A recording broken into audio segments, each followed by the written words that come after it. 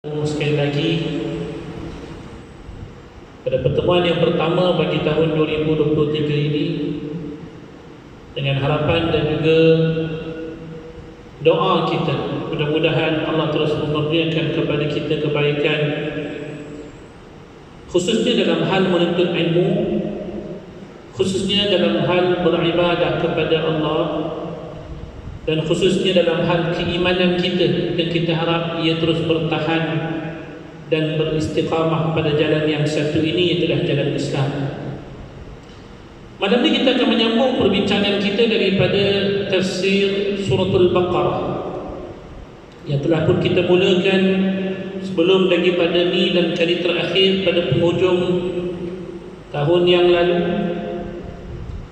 Kita sempat menyudahkan sehinggalah kepada ayat yang ke-135. Kalau kita flashback balik sikit ayat 135, bagaimana kita melihat orang-orang Yahudi dan juga orang-orang Nasrani masing-masing klaim bahawasanya agama mereka itulah merupakan agama yang paling benar, sehingga mereka menyeru orang-orang yang lain untuk turut sama menjadi seperti mana mereka. Yang kita lihat dalam ayat yang ke-135 yang lalu, wa qalu kunu hudan aw nasara tahtadu. Mereka yakni ahli kitab masing-masing mendakwa, jadilah kalian orang Yahudi ataupun orang Nasrani untuk kamu beroleh petunjuk. Maksudnya kalau kita tidak menyertai mereka, kita tidak akan diberikan petunjuk. Sedangkan kita yang tahu bahawasanya petunjuk itu milik Allah, dan Allah lah yang telah menetapkan, bukan takat bagi kita, bahkan daripada manusia yang sebelum daripada zaman Nabi Muhammad, agama yang perlu dituruti untuk mendapatkan hidayah yang sebenar tak lain tak bukan iaitulah Islam. Lalu Allah minta untuk Nabi Muhammad nyatakan kepada kita yang menerima seruan-seruan tersebut, qul bal millata Ibrahim hanifa. Katakanlah, bahkan yang kita akan teruti itu ialah agama Nabi Ibrahim yang lurus lagi suci, di mana agama tersebutlah yang mengajarkan kepada kita supaya kita tidak mensyirikkan akan Allah dengan segala sesuatu seperti mana yang telah disyirikkan oleh orang-orang Yahudi dan juga orang-orang Nasrani. Malam ni kita nak lanjutkan kepada ayat yang berikutnya. Allah menyatakan dalam ayat yang ke-136, A'udzu billahi minasyaitonir rajim. Bismillahirrahmanirrahim. Qulu amanna billahi wa ma unzila ilaina wa ma unzila ila Ibrahim wa Ismail wa ma unzila ila Ibrahim wa Ismail wa Ishaq wa Ya'qub wal asbat wa ma utiya Musa wa Isa wa ma utiya an-nabiyyun min rabbihim la nufarriqu baina ahadin minhum wa nahnu lahu muslimun. Apa kata Allah dalam ayat yang ke-136, tuan-tuan? Katakanlah, wahai orang beriman, kami beriman kepada Allah dan kepada apa yang diturunkan kepada kami, yakni Al-Quran, dan kepada apa yang telah diturunkan kepada Nabi Ibrahim dan Nabi Ismail. Begitu juga dengan Nabi Ishaq dan juga Nabi Ya'qub serta anak-anaknya. Dan juga apa juga yang telah diberikan kepada Nabi Musa, yakni daripada kitab Taurat, begitu juga dengan Nabi Isa daripada kitab Injil, dan kepada apa yang telah pun diberikan nabi-nabi daripada Tuhan mereka. Kami tidak membeza-bezakan antara seorang pun daripada mereka, sebagaimana kamu Yahudi dan juga Nasrani membeza-bezakannya. Dan kami semua adalah Islam, berserah diri, tunduk taat kepada Allah semata-mata. Ayat ini kenapa datang selepas daripada ayat yang ke-35? Tuan-tuan, sepanjang kita hidup, kita akan melihat golongan misioneri, golongan pendakwah Yahudi dan juga Nasrani. Memang kerja mereka itu adalah menyeru kita untuk menyertai agama mereka. Tuan-tuan suka ke tak suka, itulah kerja yang mereka buat. Tapi persoalannya, adakah bila mana mereka buat kerja mereka, kita hanya duduk semata-mata tanpa perlu untuk melakukan sesuatu? Maka di sini Tuhan tunjukkan kita, kalau kita yakin dengan apa yang kita imani itu betul, sepatutnya kerja kita kena lebih daripada pekerjaan orang-orang yang kita tahu mereka itu tak betul. Diorang buat kerja dakwah mereka, kalaupun kita katakan dakwah, tapi sebenarnya ia adalah diayah yang dia propaganda. Mereka pun tahu apa yang mereka sampaikan itu ianya masih lagi penuh dengan keraguan, masih penuh dengan perkara yang tak pasti. Tapi tuan-tuan sendiri, dengan apa yang tuan-tuan percaya sampai ke saat ini, adakah kita ini berani untuk nak menyampaikan kebenaran ini kepada orang lain?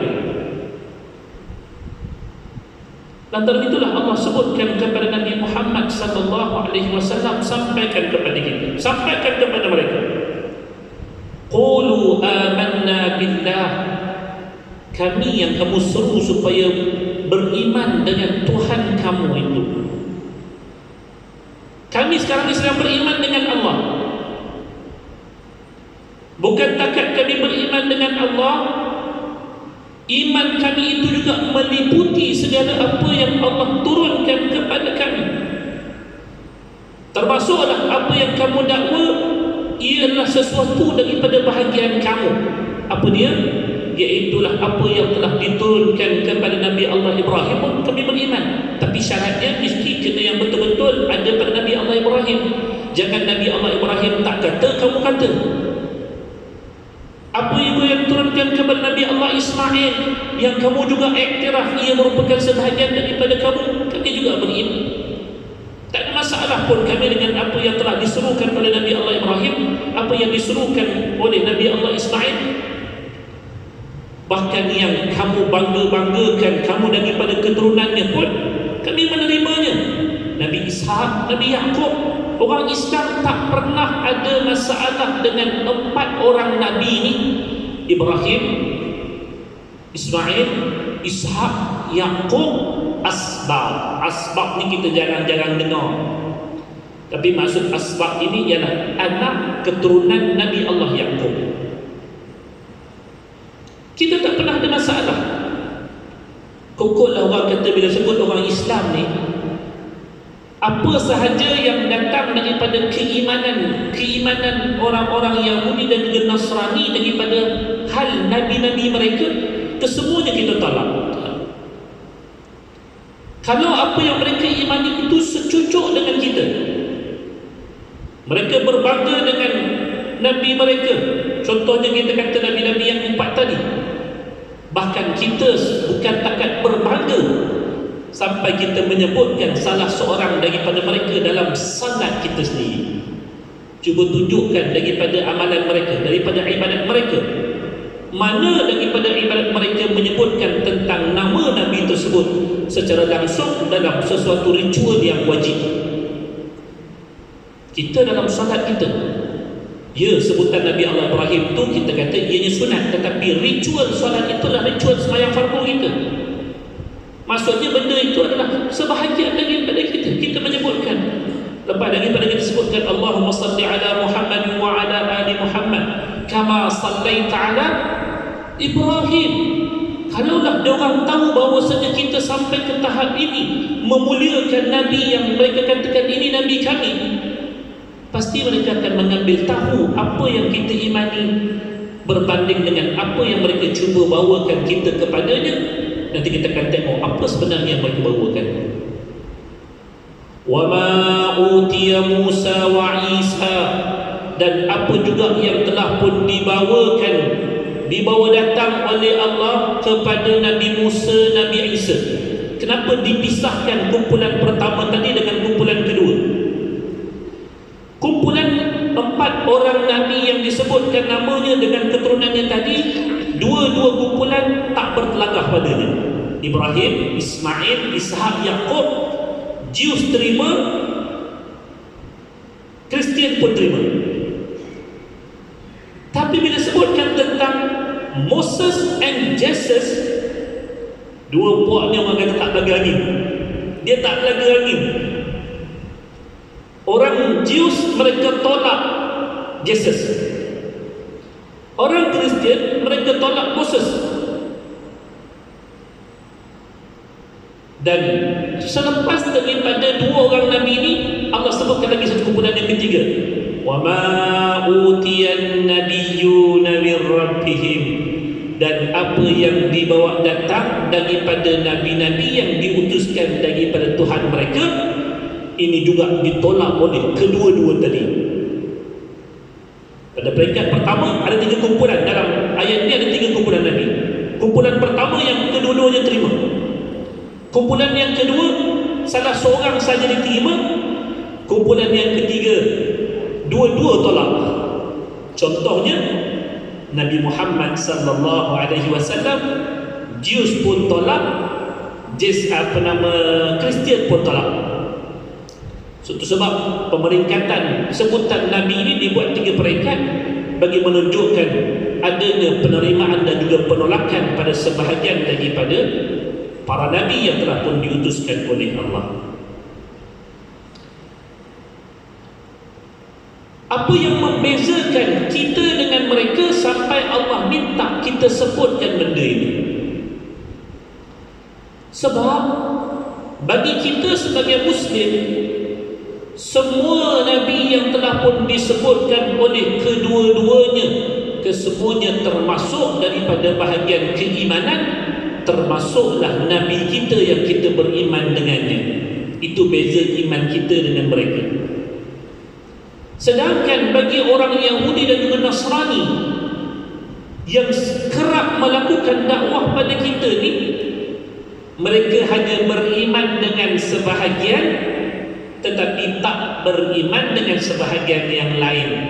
Inilah kekurangan iman mereka berbanding dengan apa yang telah pun disampaikan oleh Nabi Allah Ibrahim, yang menyeru untuk kita beriman dengan nabi-nabi yang sebelum daripadanya, dan Nabi Allah Ibrahim jugalah yang mengkhabarkan akan ada daripada keturunannya itu akan diutuskan satu ketika nanti kepada bumi Mekah, yang kita tahu doa sebelum daripada ni kan, yang kita tengok daripada ayat yang sebelum daripada ni, waktu Nabi Allah Ibrahim dah bina Kaabah, minta daripada Allah, Rabbana wa ba'ath fihim rasulan minhum yatlu alaihim ayati. Nabi Allah Ibrahim doa untuk penduduk Mekah, ya Allah utuskanlah untuk penduduk ini seorang Nabi, seorang Rasul. Inilah merupakan doa Nabi Allah Ibrahim yang telah pun diterima oleh Allah. Kalaulah ini yang telah pun didoakan oleh Nabi Allah Ibrahim yang kamu agung-agungkan, kenapa Nabi yang dipohon sendiri oleh Nabi Allah Ibrahim itu kamu tolak? Maka di hujung ayat itulah Allah sebut la nufarriqu baina ahadin minhum. Kita ni orang beriman, sebutkan para anbiya yang sememangnya benar status kenabian mereka, tak kiralah sama ada pada sisi orang Yahudi menerimanya ataupun tidak, pada sisi orang Kristian menerimanya ataupun tidak. Kita orang beriman asalkan ianya memang benar-benar seorang Rasul, benar-benar seorang Nabi, kita mesti akan terima akannya tanpa bezakan, oh ini Nabi orang Yahudi, oh ini Nabi orang Kristian. Kita kata semua Nabi-Nabi yang telah diutuskan oleh Allah mereka itu adalah merupakan Nabi Allah dan pesuruhnya, kita takkan bezakan salah seorang pun daripadanya, melainkan kalaupun mereka persoalkan kenapa kamu hanya menerima syariat Nabi Muhammad, itulah ketetapannya kerana Nabi itulah yang telah diutuskan untuk umat akhir zaman. Kalaulah takdir Allah, katalah takdir Allah, Nabi yang diutuskan akhir zaman itu adalah Nabi Musa, katalah begitu, kita tetap akan beriman dengan Nabi Musa.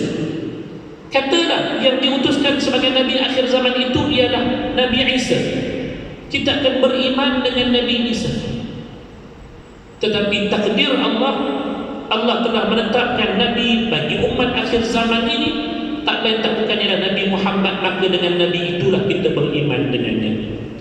Maka di hujung ayatnya Allah kata wa nahnu lahu muslimun, pada apa yang telah pun Allah tentukan sifat-sifat Nabi-Nabi yang telah pun diceritakan kepada kita untuk kita terima ini, kita mesti menjadi seorang Muslim, tunduk, patuh, terima tanpa membangkang ketetapan daripada Allah yang mengarahkan kepada kita untuk beriman dengan seluruh Nabi-Nabi tersebut. Berbeza dengan orang Yahudi, berbeza dengan orang Nasrani, Allah tetapkan kamu kena beriman dengan Muhammad, mereka tak nak beriman. Mereka pilih mana-mana Nabi yang mereka nak ikut, itu pun bukan ikut dengan sebenar-benarnya. Maka kalau kita lihat bagi tafsiran ayat ini, saya jelaskan terlebih dahulu maksud ataupun konteks bagi ayat supaya tuan-tuan nampak gambaran cerita. Apa ayat panjang ini cerita pada kita? Kalau kita lihat dalam hadis yang diriwayatkan antaranya oleh Imam Muslim, Abi Daud, An-Nasai meriwayatkan daripada Ibnu Abbas, Rasulullah sallallahu alaihi wasallam waktu baginda mengerjakan salat sunat 2 rakaat sebelum subuh, salah satu daripada ayat pilihan Nabi untuk Nabi baca ayat surah Al-Baqarah ini. Waktu sembahyang subuh, tuan-tuan kalau nak beramal dengan sunnah Nabi, ayat yang dibacakan ini yang pertamanya surah Al-Baqarah ayat 136 yang sedang kita bacakan sekarang ini, jadikan ia ayat pertama, dan ayat daripada surah Ali Imran yang nadanya hampir sama, iaitulah pengakuan beriman kita, ayat yang ke-52 daripada surah Ali Imran, jadikan pada rakaat kedua. Ayat ni sebenarnya apa yang Allah nak bagi pada kita, iaitulah Allah nak bimbing kita. Sebab apa? Sebab kita baru je kena provoke, baru sahaja didakwah untuk ikut agama Yahudi, ikut agama Nasrani. So sedikit sebanyak kalau kita tak diperteguhkan iman kita, kita mungkin menganggap betul juga apa yang dikata ni, ini agama Nabi-Nabi yang terdahulu ni, aku kena ikut ni. Tapi Allah kata tunggu sekejap, aku nak bimbing kalian bagaimanakah iman yang sebenar. Iman yang sebenar bukan beriman dengan sebahagian sahaja Nabi, bukan takat beriman dengan Nabi-Nabi yang kamu suka semata-mata, tapi Islam itu ialah kita beriman dengan keseluruhan Nabi-Nabi tanpa seorang pun kita kesampingkan ataupun ketepikan. Maka inilah bimbingan daripada Allah untuk orang beriman, sentiasa beriman dengan apa yang telah diturunkan kepada mereka melalui rasul-rasulnya, yakni Nabi Muhammad sallallahu alaihi wasallam. Antara yang kita tahu, kita ikut panduan Nabi Muhammad yang menyuruh kepada kita untuk kita beriman dengan keseluruhan para nabi yang telah diutuskan oleh Allah, termasuk juga apa yang telah diturunkan kepada para nabi yang terdahulu secara umum. Saya sebutkan tadi kenapa kita ikut syariat nabi-nabi yang terdahulu. Kita beriman dengan nabi yang terdahulu, tetapi ketetapannya, syariatnya kena pakai pada hari ini, yang namanya syariat Nabi Muhammad. Macamlah tuan-tuan, tuan-tuan peminat sebuah kenderaan, minat apa? Saya ni minat Ferrari kata. Kita tahu Ferrari ini bukan hanya muncul tahun kemudian ni, tapi dia muncul tahun-tahun yang dulu lebih awal. Ada macam-macam siri-siri dia. Ini siri sekian-sekian, ini siri sekian-sekian, ini sekian-sekian.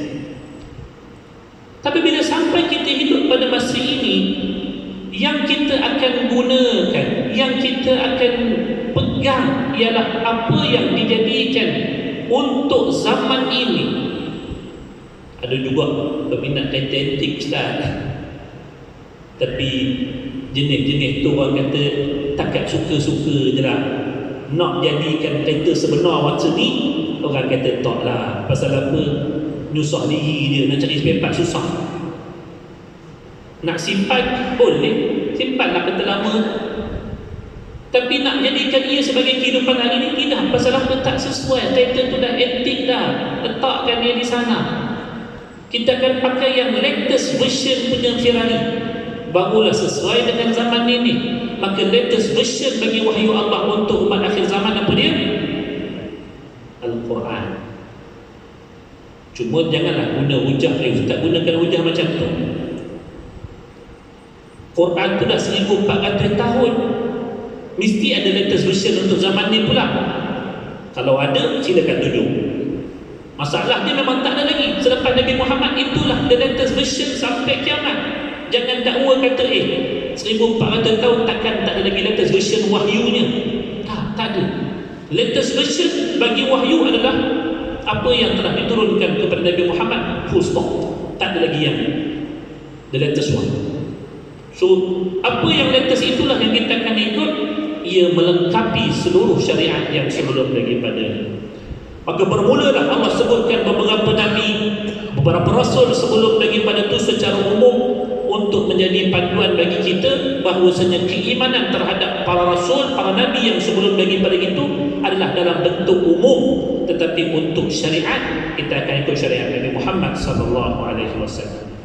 Kalimah asbab adalah merupakan anak-anak keturunan Nabi Allah Yaqub daripada pecahan-pecahan kabilah-kabilah mereka yang banyak. Disebutkan oleh Al-Imam Al-Bukhari, asbab adalah merupakan kabilah Bani Israel. Perkara ini menunjukkan bahawa yang dimaksudkan dengan asbab ialah suku-suku Bani Israel dan wahyu yang telah diturunkan Allah Ta'ala kepada para nabi yang ada daripada kalangan mereka. Contoh bagi kabilah-kabilah Bani Israel yang pernah ada waktu ketika mana Allah memerintahkan kepada Nabi Musa alaihi salam ketuk tongkat pada sebuah batu, yang mana daripada batu itu terpancar 12 mata air. Setiap daripada kabilah-kabilah daripada keturunan Bani Israel ini masing-masing akan mendapatkan minuman daripada setiap daripada mata air yang 12. Dia tidak boleh ambil bahagian yang lain. Allah sebutkan dalam firman-Nya pada surah Al-A'raf ayat yang ke-160, wa qatta'nahum 12 asbaqan umama. Berapakah kabilah daripada kabilah Bani Israel? Jumlahnya 12 kabilah keseluruhannya. Maka daripada sekalian para rasul yang telah pun Allah utuskan ini, para nabi yang telah pun dinyatakan kepada kita ini, tak ada seorang pun yang boleh kita beza-bezakan antara satu sama lain dalam bentuk penerimaan keimanan yang umum. Semuanya wajib kita terima, tidak boleh dinafikan salah seorang pun daripadanya untuk kita imani. Ini yang membezakan kita dengan dakwah siapa dia? Dakwah Yahudi dan juga dakwah Nasrani yang memisah-misahkan antara satu dengan yang lain. Kenapa? Sebab perbuatan mana-mana manusia yang membeza-bezakan antara satu nabi dengan nabi yang lain pada penerimaannya, maka ia tidak membawa kepada keimanan, sebaliknya kufur. Tuan-tuan, ya, kita tahu syariat yang perlu kita imani apa dia? Syariat Nabi Muhammad sallallahu alaihi wasallam. Tapi kita tak boleh kata syariat Nabi Musa itu tak betul. Maksudnya untuk zaman dia. Tak boleh. Tak boleh kita kata aku tak beriman dengan Nabi Isa. Tak boleh. Itu syariat pada zamannya yang kita iktiraf ianya merupakan wahyu daripada Allah yang Allah turunkan kepada Nabi Isa pada masa tersebut. Kita terima untuk waktu tersebut. Lantaran itulah ketika mana orang Yahudi dan juga orang Nasrani saling bertelagah untuk menentukan siapa yang lebih benar, kita tak campur tangan. Jangan pula tengok dia. orang Yahudi ni jahat sangat, aku sokonglah orang Nasrani, kita hentam Nabi-Nabi yang ada di sisi orang Yahudi. Tak boleh. Pergaduhan di antara orang Yahudi dan juga Nasrani dalam hal keimanan, kita tak campur. Sebab kedua-duanya kita tolak, kedua-duanya kita tak menerima saranan ataupun cadangan dakwah mereka. Sebaliknya kitalah yang menyuruh kepada mereka, marilah beriman kedua kamu dengan Islam yang menerima keseluruhan Nabi kamu dan Nabi kamu. Maka jalan hidup Islam ini yang lebih selamat. Sebab apa? Kamu suruh kami beriman dengan Nabi ini, orang Yahudi lah, kami dah pun beriman. Orang Kristian datang berislam, berimanlah dengan Nabi kami ini, kita pun dah beriman. Tapi masalahnya, adakah kamu telah beriman dengan keseluruhan Nabi yang telah Allah kabarkan kepada kami? Kamu yang kurang pada keimanan. Sebaliknya yang sempurna pada keimanan itulah umat-umat Islam. Inilah yang perlu kita ikuti tanpa ragu. Siapa yang kufur kepada seorang sahaja daripada Nabi yang telah diutuskan oleh Allah, cukup. Allah sebutkan dalam ayat 151 setelah Allah ceritakan dalam ayat 150 surah An-Nisa ini, juzuk yang kelima. Siapa-siapa yang kufur dengan Nabi-Nabi yang telah pun diutuskan oleh Allah walaupun seorang, membeza-bezakan antara satu dengan yang lain pada sudut penerimaan dan juga penolakan, Allah terus bagi gazet juzuk yang ke-6, awal juzuk yang ke-6 Tuhan ceritakan, Allah kata siapa-siapa yang membezakan, ni ayat dia, ayat 150, awal juzuk 6, muka surat pertama, tuan-tuan jumpa, innal ladhina yakfuruna billahi wa rasulihi wa yuriduna an yufarriqu baina Allahi wa rasulihi wa yaquluna nu'minu bi ba'din wa nakfuru bi ba'd wa yuriduna an yattakhidhu baina dhalika sabila. Siapa-siapa daripada kalangan orang-orang yang kufur dan juga ingkar kepada Allah dan juga rasul-rasulnya, tak kira lah mana-mana rasul yang telah diutuskan oleh Allah, dan orang-orang yang hendak membeza-bezakan antara iman mereka antara Allah dan juga rasul-rasulnya, dan setengah daripada mereka berkata, dan orang-orang tersebut berkata kami beriman kepada setengah rasul dan kufur kepada setengah yang lain. Maksudnya tak percaya dengan setengah tapi percaya dengan setengah. Tujuannya apa dia? Sebab mereka cuma nak pilih jalan yang mereka suka sahaja. Jawabnya Allah kata, kalau jenis macam ni, tak usah cakap banyak. Ulaika humul kafiruna haqqa. Mereka itu walaupun mengaku beriman dengan Musa tapi tolak Nabi Isa, mengaku beriman dengan Nabi Isa, tolak Nabi Musa, kamu semua itu tidak beriman. Itulah orang beriman yang sebenar. Itulah orang Islam, orang beriman sebenar, sebab menerima keseluruhan Nabi yang telah pun diutuskan oleh Allah. Ini dia. Maka pada ayat yang ke-137 kata Allah, fa in amanu bimithli ma amantum bihi faqad ihtadaw wa in tawallaw fa innama hum fi shiqaq fasayakfikahumullah wa huwas samiul alim.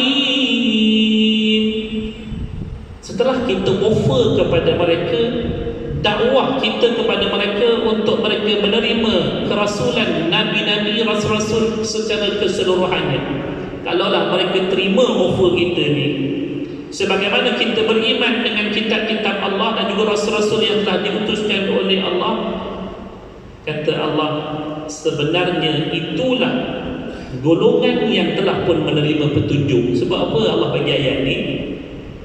Tentang flashback balik sikit pada ayat yang ke-135 tadi kan. Ayat 135, mereka klaim, kata kalau kamu jadi Yahudi ataupun jadi Nasrani baru dapat petunjuk. Tapi Allah sendiri jawab, Allah kata kalau kamu ikut Islam barulah kamu akan dapat petunjuk. Lawan kepada apa yang telah pun mereka klaim tersebut. Kenapa dapat petunjuk? Sebab inilah sebenarnya petunjuk daripada Allah yang menetapkan bahawasanya kita tak boleh beriman dengan sebahagian rasul dan menolak sebahagian yang lain. Ini yang Allah suruh kita beriman. Kalau kita tanyakan kepada orang-orang Yahudi, contohnya lah, Agama yang kamu bawakan kepada kami ni, siapa yang suruh? Siapa yang turunkan? Dia kata Tuhan. Orang Kristian, agama kamu ni siapa yang turunkan? Tuhan. Kita kata logik tak? Tuhan yang kamu katakan ia Tuhan bagi kita semua, tiba-tiba ada apa yang disuruh kepada kamu orang Yahudi beriman, dia menolak apa yang disuruh kepada orang lain untuk beriman. Tuan-tuan, katalah saya ada satu benda di sini. Ni, benda ni benda sama. Apa dia? Air. Saya nak tuan-tuan percaya air ni adalah air sejuk. Ini sebelah sini. Hak sebelah sini saya kata tuan-tuan, air yang sama juga air panas. Orang kata apa pada saya? Gila apa Ustaz? Mana boleh benda yang satu itu kemudian dipisahkan bagi dua orang untuk saling berbeza? Apa yang perlu kita percaya sedangkan bendanya satu? Apa isu sebenarnya? Rasul ni siapa dia? Utusan Allah. Bila mana ia utusan Allah, takkanlah Allah suruh satu pihak terima, satu pihak tolak. Dah tu Rasul tu siapa dia? Kalaulah orang Yahudi kata kami ini beriman dengan Nabi Musa sebab dia lah Nabi utusan Allah, dah tu dari mana datangnya suara-suara daripada orang Kristian yang menyatakan kami perlu menolak orang Nabi Musa ni? Waktu ketika mana Nabi Isa kata Nabi Isa ni lah yang diutuskan oleh Allah, wahyu yang cerita Nabi Isa ni adalah merupakan utusan Allah, suara mana yang suruh supaya menolak Nabi Isa? Mesti benda tu adalah benda yang kontra berbanding dengan Islam. Tuhan kamu suruh beriman dengan Ibrahim kan? Tuhan itulah juga yang suruh kami beriman dengan Ibrahim. Tuhan kamu suruh kami beriman, kamu beriman dengan Musa. Tuhan itulah juga yang suruh kami beriman dengan Nabi Isa. Sebenarnya Tuhan kita sama, tapi kat situ kita tahu pasti ada yang sedang memainkan satu permainan. Apa permainan dia? Menafikan hak satu berbanding dengan yang lain semata-mata demi untuk kepentingan diri sendiri. Sedangkan kita kata hakikat sebenar, Nabi yang kamu beriman, yang disuruh oleh Tuhan untuk beriman, kami pun tak ada masalah beriman. Orang Kristian, kami pun beriman dengan Nabi kamu. Sekarang ni siapa yang masalah sebenarnya? Masalah yang sebenarnya iaitulah ada di kalangan mereka yang telah menyelewengkan perintah tersebut sehingga menjadilah sebahagiannya beriman dengan sebahagian, tak beriman dengan sebahagian. Maka siapa ikut Islam, dialah yang mendapat petunjuk sebenar. Dia boleh beriman dengan semua Nabi yang telah diutuskan oleh Allah tanpa membezakan antara satu sama lain. Tapi bagaimana kalau mereka still lagi nak berpaling daripadanya? Saya rasa isyak dah masuk dah.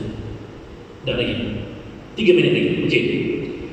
Wa in tawallaw fa innama hum fi shiqaq. Kata Allah, kalau setelah kamu tawarkan jalan beriman dengan Nabi-Nabi tersebut seperti mana jalan Islam, mereka tetap juga berpaling, tak nak terima. Allah kata jangan duk berasa pelik lah. Fa innama hum fi shiqaq. Mereka yang tolak tu bukan pasal apa, sebab mereka tu sebenarnya tengah berkelahi. Orang tengah berkelahi ni mana nak pernah terima kebenaran? Orang tengah berkelahi, hak betul pun dia tak nak terima. Dia nak pakai hak dia juga. Sedangkan logik yang telah kita berikan tadi tak pernah memungkinkan kita untuk menolak mana-mana Nabi.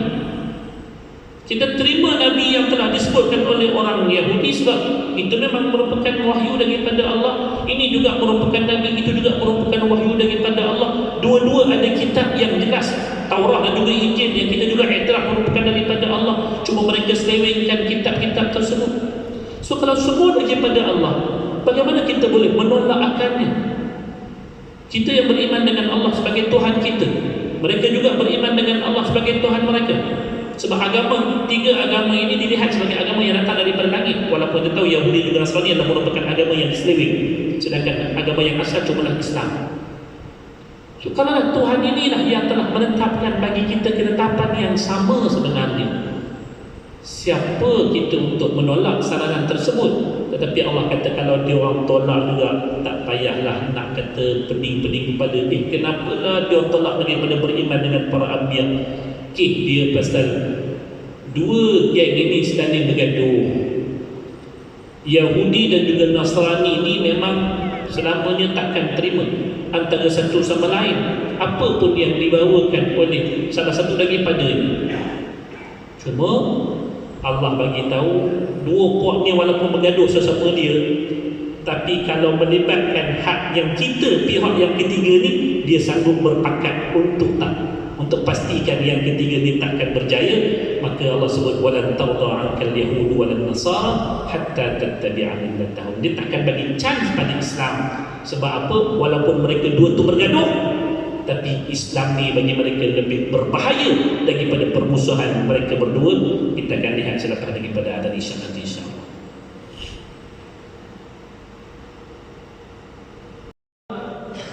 Cadangan untuk beriman kepada hakikat sebenar keimanan, iaitu dengan semua para rasul ini, sekalipun kita tahu penolakan mereka daripada keimanan ini melibatkan permusuhan awalnya antara mereka Yahudi dan juga Nasrani, mereka bergaduh. Tetapi bila mana saranan ini diberikan oleh umat Islam, kedua-duanya akan memilih tumpuan untuk bermusuh paling utama itu adalah Nabi SAW. Pasal apa? Sebab idea yang paling benar ataupun kita panggil saranan beriman yang paling benar adalah datang daripada Islam. So kalau kedua-duanya pada ketika mana mereka bergaduh saling menyalahkan antara satu sama lain, seperti mana yang telah kita lihat dalam perbincangan yang dahulu, waqalatil yahudu laysatin nasara ala syai' wa qalatil nasara laysatil yahudu ala syai'. Saling tuduh-menuduh di antara mereka. Orang Yahudi tuduh orang Nasrani, orang Nasrani tuduh orang Yahudi. Dua-dua saling salah menyalahkan antara satu sama lain. Dan kita dah lihat kesan sepanjang zaman,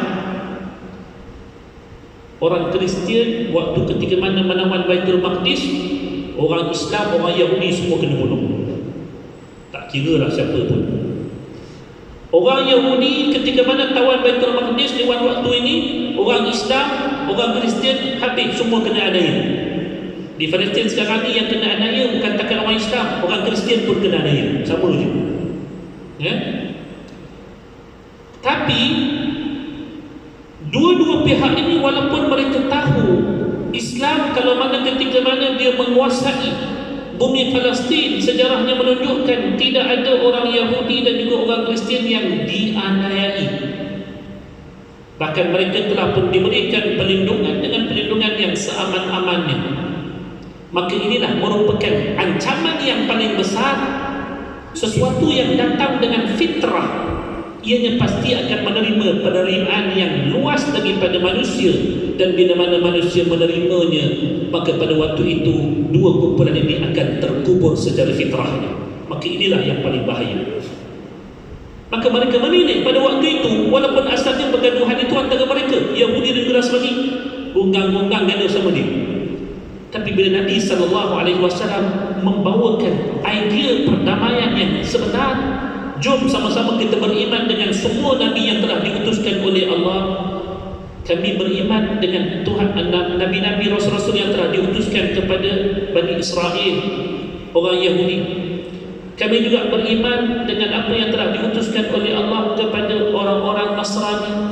Jom sama-sama kita beriman dengan jalan ini.